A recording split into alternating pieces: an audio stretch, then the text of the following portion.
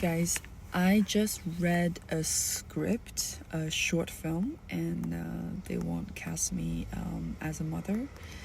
And I just read the script. The first 80% of the script was kind of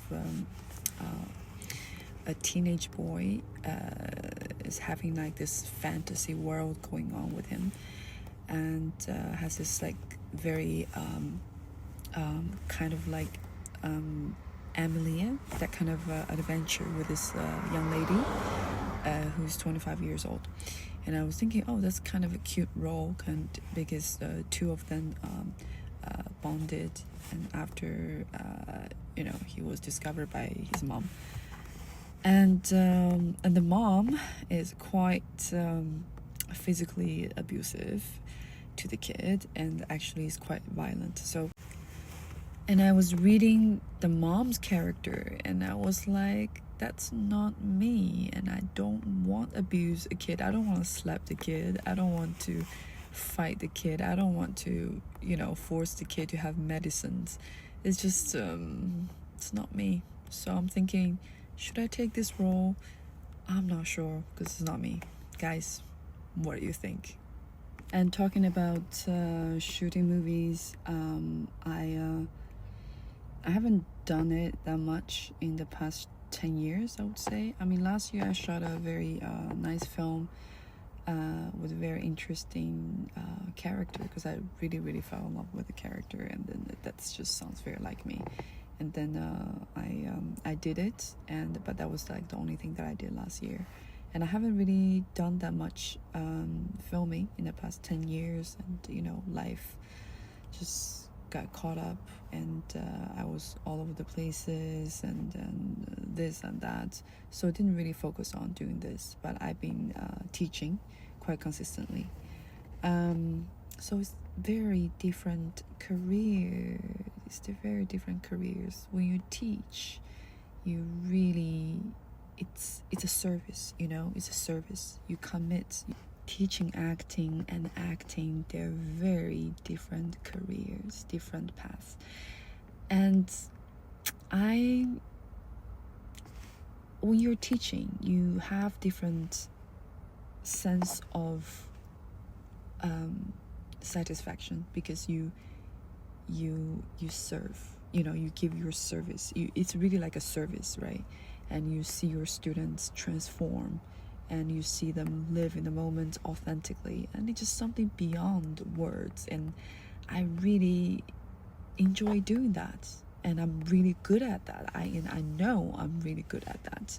So I've been teaching for 10 years, but not much acting, because it's kind of career, as my teacher told us before film school, before we graduated, saying every no is a step closer to a yes.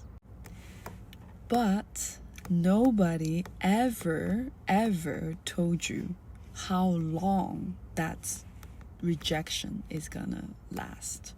It can be 10 years, it can be 20 years. I mean, I did feel quite defeated, to be honest, and I felt like I was kind of struggling for probably 10 years after film school. Stayed in the theater, worked as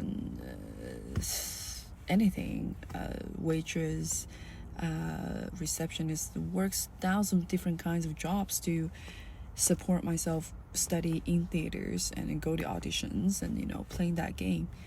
And somehow at one point you just feel like, I'm tired of playing that game, because maybe that game is not for me. So I kind of just lived my life, and here and there. Sometimes you really don't get to choose what kind of life. You don't get to choose in terms of like your luck, timing.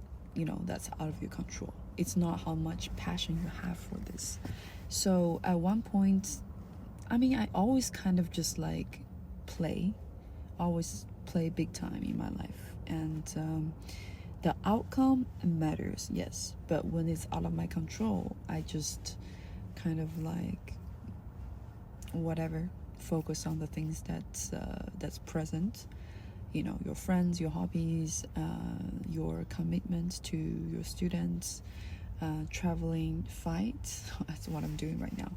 So sometimes I guess when you're chasing something that feels so much resistance, and it's never too late to quit.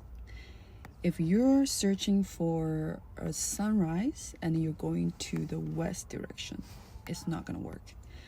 It doesn't matter, it takes how many years for you to realize that's not for you. But it's like marriage, you know, if you want to get divorced, when you come to the realization that that partner is not for you, then get divorced quickly. You know, what are you waiting for?